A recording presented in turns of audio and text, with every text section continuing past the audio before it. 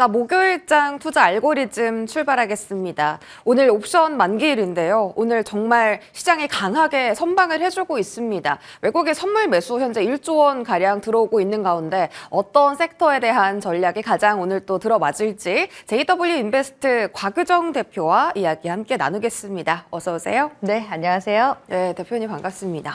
옵션 만기일인데 지수가 또 굉장히 강합니다. 네. 삼성전자 실적 발표하고 좀 세럼 물량이 나올 줄 알았더니 오히려 더 고점을 높여가고 있는 상황이에요. 반도체에 대한 흐름 과연 어디까지 이어질 것인가 체크를 해볼까요? 네. 증권사에서 지금 삼성전자랑 하이닉스의 목표 주가를 또 상향을 하고 있습니다.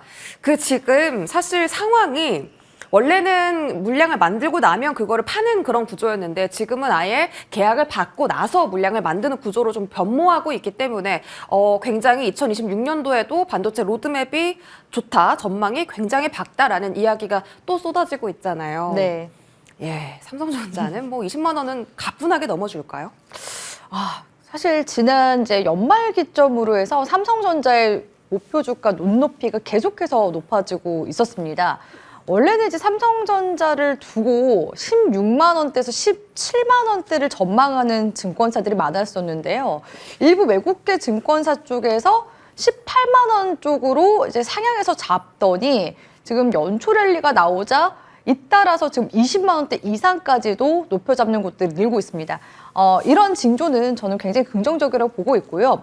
왜냐하면 투자자들 같은 경우에도 지금 현재 구간에서 1, 2만 원 정도의 목표를 보는 것보다 그 이상의, 사실 지금 가격 구간대가 14만 전자이기 때문에 여기서 거의 10만 원 정도 펌핑을 해서 이제 볼 수 있다라는 거거든요. 그러면 지금 구간도 사실 신규 매수 진입하기에 좋은 시기다라는 관점 하에 추세 상승이 조금 더 견조하게 유지될 가능성이 높지 않나라고 보여지고요. 지금 삼성전자 같은 경우에는 여러 가지 지금 호재들이 계속해서 물밀듯이 밀려들고 있는 시기이기도 합니다. 지난 이제 하반기부터 분위기가 완전히 이제 바뀌기 시작했는데요. 그 중에서도 가장 좀 고무적이라고 볼 수 있는 부문은 파운드리 쪽이라고 볼 수 있을 것 같습니다. 테슬라와 대규모 AI 칩 계약에 이어서 애플의 이미지 센서 공급 계약 소식도 들려오기 시작했고요. 또 연초에는 퀄컴과 또 파운드리 계약 소식이 또 들려오기도 시작했죠. 그러니까 과거에 지난 상반기까지만 하더라도 적자가 누적되던 파운드리 분야에서 이제는 전반적으로 수주에 대한 그런 모멘텀이 이제 발현이 되기 시작했고 그에 따른 매출액에 대한 반영이 올 한 해 동안 긍정적으로 작용할 것으로 이제 기대를 해봤을 때 목표 눈높이가 굉장히 높아질 수밖에 없는 건 사실인 것 같습니다. 그렇기 때문에 삼성전자의 올해 사실상 영업이익을 두고 기존의 이제 증권사 쪽에서는 80조 정도로 전망했던 게 거의 평균치 정도였었거든요. 근데 이번 4분기 실적 발표에서도 영업이익이 예상치보다도 훨씬 더 어닝 서프라이즈가 나오면서 전반적으로 연간 가이던스 컨센서스에 대한 기대감이 너무 커지다 보니까 영업이익 지금 100조를 전망하고 있는 곳들도 지금 소속들이 늘어나고 있는 중이기도 합니다. 여기에 HBM4 같은 경우에도 이번 CES에서 엔비디아의 관계자들이 삼성전자 또 전시관에 방문하게 되면서 사실상 공급 단계에 이르렀다라는 그런 관련 소식들도 나오고 있는 중이기도 하거든요. 전반적으로 지금 범용 반도체 쪽도 가격이 지금 1년 만에 거의 한 7배 정도 가량 상승세가 나오고 있는 데다가 HBM 파운드리까지 다 잡고 있는 삼성전자. 그렇기 때문에 지금 시점에서는 뭐 20만 원대 눈높이까지는 아니더라도 지금 현재 구간에서 적어도 16만 전자에 대한 부분들까지는 일단 무난하게 흐름들 볼 수 있지 않을까라고서 전망 도와드리도록 하겠습니다. 16만 원까지의 상단을 예측하고 계시고 곽유정 대표님 말씀이라면 4분기에는 아직까지는 파운드리 쪽에서는 적자가 났거든요. 그러면 지금 삼성전자의 주가를 크게 이끌어줄 수 있는 키 팩터가 파운드리라고 보시는 거예요? 사실 지금 올 연초부터 들어오고 있는 가장 강력한 또 호재가 파운드리 쪽이라고 보여지고요. 파운드리 쪽을 우리가 또 주목을 해봐야 하는 이유 중 하나가 앞서서 앵커님이 주문형 반도체 관련해서 언급을 잠깐 주셨거든요. 그러니까 기존의 범용 반도체 같은 경우에는 많이 찍어냅니다. 그렇기 때문에 수요가 예측하기가 어렵고 항상 재고가 남는 그런 문제들이 잇따라 있었거든요. 그런데 지금은 AI 칩 시대로 지금 도래하게 되면서 엔비디아뿐만 아니라 지금 구글 TPU와 같은 경쟁자들이 계속해서 지금 증가하고 있고요. 또 TSMC 같은 경우에는 워낙 지금 수주를 많이 받고 있다 보니까 가격도 계속해서 높이면서 슈퍼 지금 을의 위치에 있는 그런 상황이기도 합니다. 그렇기 때문에 다른 빅테크 기업들 같은 경우에도 이런 부분들이 당연히 우려가 될 수밖에 없고, 지금 이런 첨단 공정 시대에서 수주를 맡겼는데 이게 길이 조금 뒤로 미뤄지다 보면은 그거 자체가 엄청난 비용에 대한 그런 기회비용 손실이 일어날 수 있거든요. 그렇기 때문에 최근에 수율 개선이 일어난 삼성전자 같은 경우에 가격 경쟁력도 무기로 하고 있는 그런 상황이기 때문에 삼성 파운드리 쪽으로 관련 수주가 계속해서 몰리게 될 가능성이 높고요. 특히 주문형 반도체 같은 경우에는 앞서서 선 주문하고 그대로 그 제작만 하면 되기 때문에 공정상에 있어서 그리고 비용상에 있어서 크게 지출되는 비용이 없다 보니까 그런 부분들이 고스란히 지금 영업이익으로 반영이 될 수 있고 예측 가능한 수준이다라는 점에서 시장에서 긍정적인 평가를 하고 있는 것으로 보여집니다. 네, 그러니까 지출 비용은 낮은데 앞으로 수익 구조가 더 개선되면서 영업이익은 확장이 될 전망이다. 구조적으로 봤을 때 실적이 더 좋아질 수밖에 없는 지금 산업 구조가 발생을 하고 있고,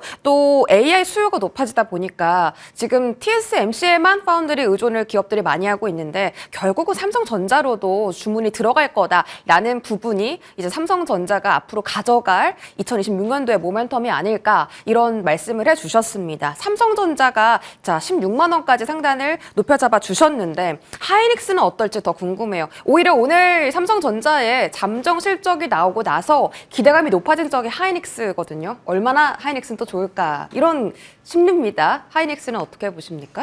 사실 저는 하이닉스가 HBM 분야에 있어서는 초반 주도권을 가져간 거에 대한 부분들은 저도 공감하고 인정을 하는 부분입니다. 그리고 지난해까지만 하더라도 SK 하이닉스가 삼성전자보다도 높은 주가 반영이 또 있기도 했었거든요. 그도 그럴 게 SK 하이닉스 같은 경우에는 HBM3 이 12단 부문에 있어서 사실상 거의 반독점적으로 엔비디아 쪽에 납품을 하고 있었던 상황이었기 때문에 HBM 시장 점유율만 두고 봤을 때 지난해 같은 경우는 SK 하이닉스가 가장 선두에 위치해 있었고, 그 다음이 마이크론과 삼성전자였다고 볼 수가 있는데 삼성전자가 HBM 지금 볼을 두고 SK 하이닉스와 같이 함께 나란히 거의 동 시점에 같이 엔비디아에 납품을 시작하게 된다라고 했을 때 삼성전자가 지난해 HBM 시장 점유율보다 한 2배 정도 이상 시장 점유율을 가져가게 될 가능성이 높습니다. 그렇게 된다면 2027년도부터는 사실상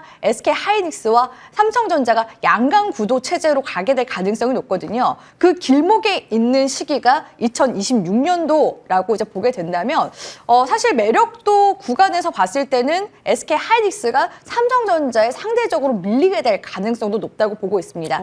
그렇기 때문에 이런 AI 슈퍼사이클에 있어서 중후반부에 주도권을 이제 누가 잡아가는지 그러한 변곡 구간에 지금 SK 하이닉스가 있는 그런 상황이기 때문에 그런 주도권을 선점하기 위한 추가적인 또 다른 모멘텀이 있는지 그런 부분들을 봐야 될 것 같고요. 결국에는 HBM 시장에서 가장 중요한 건 기술력과 수율이라고 볼 수가 있는데 지난해까지는 물론 SK 하이닉스가 이런 부분에 있어서 다 가져갔다면 올해부터는 SK 하이닉스가 조금 더 긴장감을 가져가야 하는 그런 시기이기 때문에 초반에는 그리고 적어도 4분기까지는 이런 실적에 대한 부분들이 긍정적으로 반영됐다면 이런 부분들이 계속해서 1분기, 2분기, 3분기, 4분기까지 이어져야지만 이런 추세를 계속해서 유지해 나갈 수가 있기 때문에 저는 SK 하이닉스도 물론 지금 시점에서는 영업이익 반영이 좋긴 하지만 올해를 전반적으로 크게 바라봤을 때는 삼성전자의 등장 이런 부분에서 봤을 때 매력도가 상대적으로 조금 밀릴 수 있다라는 부분을 고려하시면서 전략을 세워 나가셔야 되지 않나라고서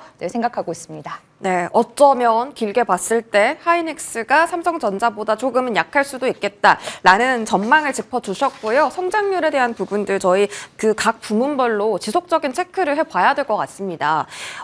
장비로 들어가 볼까요? 일단 한미반도체부터 보겠습니다. 오늘도 역시나 독보적인 상승 흐름을 보이면서 어제 고점을 넘겨서는 한미반도체인데 자, 지금은 상승분이 시초가 대비해서는 좀 떨어졌습니다만 HBM의 대장은 역시 한미반도체다라는 생각이 드는 최근의 흐름입니다. 네. 혹시 업사이드를 더 열어두고 봐야 하는 종목입니까? 일단은 흐름 자체가 워낙 견조한 편이기도 하고요. 전거래일에 이제 프리마켓 시장에서 보여줬었던 한미 반도체의 주가, 물론 이제 단기적으로 딱 찍어주고 떨어지긴 했었는데 그게 23만 원 구간대였습니다. 그러니까 최근까지만 하더라도 한미 반도체가 대략적으로 15만 원 부근대에서 계속해서 좀 밀리는 모습을 보여줬었거든요. 그래서 HBM 관련 이슈가 지난해까지 그래도 상반기까지는 좀 들어왔었는데 조금 들어간 느낌이 없지 않아 있었습니다. 그러다 보니까 상대적으로 HBM 장비 쪽에 있어서 가장 대장격 종목인 한미반도체 역시도 주가상 크게 움직임이 나오지 못하는 좀 제약적인 그런 흐름들이 나왔었고요. 사실 한미반도체가 2024년도에 가장 강세 흐름을 보여줬었던 HBM 장비 기업이기도 하거든요. 그런데 이제 하나비전의 자회사인 하나세미텍이 그 SK 하이닉스 공급망에 같이 함께 들어가게 되면서 이런 새로운 경쟁자들의 등장 이런 부분들이 당연히 한미 반도체에서도 부담이 될 수밖에 없었습니다. 그런데 여전히 HBM 시장이 견조하고 이제는 올해는 전반적으로 그 AI 가속기 칩인 루빈에 들어가는 HBM4에 대한 또 기대감이 지금 상반기 연초 또 강하게 들어오다 보니까 TC본더 쪽에 있어서 가장 대장인 한미반도체가 같이 함께 지금 움직임이 나올 수밖에 없는 상황이고 저는 한미반도체가 움직임이 나오는 걸 보면서 사실상 하이브리드 본더 시장 쪽을 계속해서 더 우리가 긍정적으로 바라봐야 되지 않나라는 생각을 하게 되거든요. 그러니까 기존의 TC본더 쪽에서는 한미반도체가 대장인 건 맞습니다만은 앞으로 삼성전자, 마이크론 쪽에서도 계속해서 하이브리드 본딩 장비를 차용하게 될 가능성이 높고 앞으로는 단수 경쟁으로 가게 될 가능성이 높기 때문에 한미반도체 입장에서는 이런 부분들이 당연히 부담이 될 수밖에 없습니다. 그렇기 때문에 이 하이브리드 본더 시장을 잡을 만한 그런 새로운 신규 장비가 등장해야지만 한미반도체의 주가가 23만 원 이상까지도 주가를 다시 한 번 더 끌어올릴 수가 있기 때문에 일단은 1차적인 지금 눈높이는 전거래를 찍어줬었던 23만 원 구간을 돌파하면서 가느냐 요 구간대를 일단 잘 지켜보셔야 될 것 같습니다. 네, 한미 반도체 하이브리드 본딩 관련 뉴스를 또 잘 팔로우업 해야겠네요. 네. 자, 지금 소보장단 전반적으로 한번 짚어볼게요. 일단 지금 주성 엔지니어링이 오늘 사실 시세가 가장 좋거든요. 근데 이 종목이 다른 반도체 다 갈 때 못 갔어요. 네. 이렇게 좀 눌려있던 종목 위주로 소보장 접근하는 방법도 좋을까요? 반도체 소부장 관련주는 저는 계속 긍정적으로 보고 있고요. 그러니까 지난해에 이어서 올해까지도 반도체 호조세가 계속해서 이어지게 될 가능성이 높습니다. 특히 이제 소부장 관련 기업들은 비단 앞서서 이제 한미반도체 같은 HBM과 같은 특별한 그런 모멘텀이 붙어주지 않더라도 범용반도체 쪽에서 가격 반등이 계속해서 지금 일어나고 있는 중이고 거기다가 지금 D램 같은 경우에는 HBM을 만들 때 적층으로 쌓는 구조이기 때문에 더 많이 필요로 할 수밖에 없는 그런 상황이거든요. 그렇기 때문에 범용반도체 쪽에서 지금 수요가 폭발적으로 일어나다 보니까 공장 증설에 따른 그런 수혜 기대감 그리고 파운드리 쪽에서도 삼성전자가 올해 테일러 팹이 본격 가동된다라고 했을 때 소재 부품단의 투자를 늘리게 될 가능성이 높습니다. 그런 관점에서 봤을 때 소부장 관련 기업들 여전히 저평가되어 있는 그런 관련 기업들이 많이 있다라고 생각을 하고 있고요. 반도체 이제 소부장 관련 기업들을 이제 공략을 한다라고 했을 때 저는 삼성전자향 소재 부품 관련 기업들을 눈여겨보시라고 말씀을 드리고 싶습니다. 물론 여기에 SK 하이닉스도 거래처를 두고 있다면 더 큰 시너지를 받게 될 가능성이 높겠죠. 그렇기 때문에 소부장 관련 기업들을 볼 때 삼성전자 쪽에서 지분 투자를 하고 있는 곳들도 있거든요. 소재 관련 기업 중에서는 뭐 솔브레인도 들어볼 수 있을 것 같고요. 장비 쪽에서는 원익 IPS와 같은 종목들도 있습니다. 그런 기업들 위주로 시세를 계속해서 팔로우업 해나가시길 바라겠습니다. 네, 좋습니다. 소재 부품단 삼성 밸류체인 쪽으로 더 집중해보자라는 조언 덧붙여 주셨고요. 조선, 방산 그리고 원전까지도 한번 커버를 해보겠습니다. 먼저 조선은 지금 빅3 조선사들이 올해 수주가 증가할 가능성이 있다라는 소식과 함께 이번 주부터 좀 수급이 들어오기 시작했어요. 또 현대중공업은 또 최근에 그 대규모 수주를 발표를 했고 하나오션은 MRO랑 해양 플랜트 모멘텀까지 같이 갖고 있기 때문에 또 매력적이다라는 평가를 받고 있거든요. 네. 조선도 2026년에는 한 번 더 점프업 할 수 있는 해일까요? 사실 이 사이클 측면에서 봤을 때 지금 이미 1, 2차 사이클까지 나왔다고 보거든요. 네. 그 2차 사이클에서 가장 또 높은 상승률을 이끌어낼 수 있었던 모멘텀 자체가 마스가 프로젝트였기 때문에 그 이상의 모멘텀이 나와줘야지만 시세를 계속 끌어올릴 수 있다고 보고 있습니다. 그렇기 때문에 지금 조선주 쪽은 사실 수주보다도 계속 실적에 대한 모멘텀으로 3차 사이클까지 갈 수 있을 것인가 이런 부분들을 봐야 되고요. 사실 3차 사이클 같은 경우는 2차 사이클에 비해서 길이가 짧은 경우들이 많습니다. 또한 최근에 지금 1, 2년간 패턴상으로 봤을 때 방산이나 조선주들 같은 경우에 연초에 움직임이 나오는 경우들이 많거든요. 그렇기 때문에 사실 상단 룸을 열어두고 보자면 조선 섹터 같은 경우에는 지금 신규 매수하기에는 약간은 좀 부담이 있다라는 점은 고려하시면서 전략을 세워 나가셔야 되기 때문에 가급적이면은 추세 매매 관점 그리고 높은 비중보다는 적은 비중으로 하단에 대한 대응을 잘 수반하시면서 전략을 세워 나가시길 권장드리도록 하겠습니다. 네, 알겠습니다. 조선은 지금은 진입하기는 약간은 부담스럽다. 우리가 생각하는 기대 수익이 생각보다 적을 수 있다라는 판단이시고요. 방사는요, 지금 우주항공 모멘텀에 뭐 베네수엘라 또 트럼프 대통령의 방위비 증액 소식, 방산에 대한 수주 기대감 여러 가지 재료들이 지금 맞물려 있는 상황이라서 방산의 오늘 급등은 어떻게 해석하는 게 좋을까? 따라잡는 게 좋은 건가요? 방산 쪽도 사실 방망이를 짧게 잡고 보시는 게 좋지 않나라고 생각이 들어요. 왜냐하면 조선 갈 때 방산도 항상 늘 같이 갔었고 오늘처럼 시장이 또 보합권일 때 수급이 지금 쏠리는 걸 보니까 약간 빈집 찾기 하는 그런 느낌도 없지 않아 있거든요. 그래서 방산 모멘텀이 또 강력하게 발현되려면 결국에는 전쟁 관련 이슈가 또 크게 터져줘야지만 또 방산 모멘텀이 크게 발현될 수가 있기 때문에 사실상 지금 시점에서는 뭐 수주 모멘텀 이런 것보다는 약간 좀 곁다리식으로 우주항공 모멘텀이 같이 좀 붙어주면서 움직임이 나와주고 있는 중이어서 일단은 방산 종목들이 조정이 조금 더 나올 줄 알았지만 여기서 지금 하단 구간이 잡혀나가고 있고 일부 종목들은 이제 데드캣 바운스처럼 기술적인 반등도 일어나고 있는 그런 종목분들이 있기 때문에 그 구간대를 짧게 노리시는 쪽으로 진행하시는 것이 좋지 않을까라고 생각하고 있습니다. 방산의 상승은 수급의 빈집털이 현상이다. 이렇게 말씀 주셨고 좀 단기적으로 하자라는 조언 해주셨습니다. 저희 바이오 한번 짧게 보도록 하겠습니다. 자, 지금 CES에서 분위기가 JP모건 헬스케어 컨퍼런스로 넘어오고 있는 건가요? 네, 확실히 지금 코스피도 시장 지수 나쁘지 않고요. 코스닥도 결국에는 흐름이 좋아지려면 제약바이오나 2차 전지 섹터가 가야 될 텐데 확실히 지금 JP모건 헬스케어 관련 이슈가 있다 보니까 제약바이오 투심도 조금씩 살아나고 있는 분위기입니다. 특히 저는 삼성바이오로직스와 또 셀트리온 쪽도 주목을 해보셔야 된다라고 말씀을 드리고 싶은 게 얼마 전에 미국에서 생물보안법도 통과하지 않았습니까? 셀트리온 같은 경우에는 이번 JP모건 헬스케어 컨퍼런스 가서 신약 개발에 대한 발표와 함께 앞으로 향후 미국에서 진행될 그런 생산시설에 대한 비전을 또 발표할 예정이라고 하거든요. 그만큼 지금 시점에서는 기술 수출에 대한 기대감보다는 이런 생물보안법과 CDMO 관련 기업에 대한 기대감이 조금 더 작용을 하고 있는 것으로 보여지기 때문에 CDMO 관련 기업들 위주로 한번 흐름을 팔로우업 해보시길 바라겠습니다.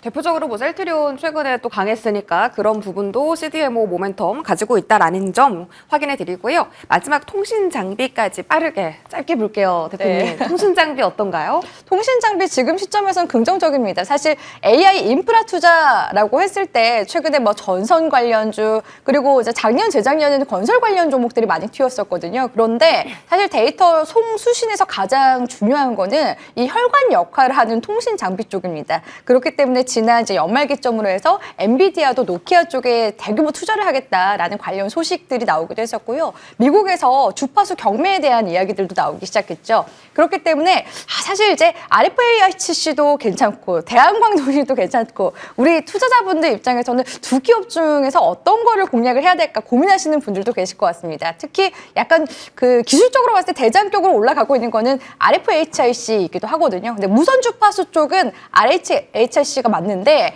지금 광섬유 쪽으로 있었을 때는 대한광통신이 또 국내 유일의 광섬유 공급 업체라는 점에 있어서 사실 지금처럼 이런 주파수에 대한 이야기가 많이 나올 때 광섬유 쪽이 또 수혜를 받게 될 가능성이 높거든요. 상대적으로 약간 저밸류에이션 상태이기 때문에 통신 장비주에 대한 기대감도 여전히 가져가셔도 괜찮고 대한광통신을 그중에서 저는 탑픽으로 언급드리도록 하겠습니다. 네, 탑픽까지 받아봤고요. JW 인베스트 곽유정 대표와 함께하셨습니다. 고맙습니다.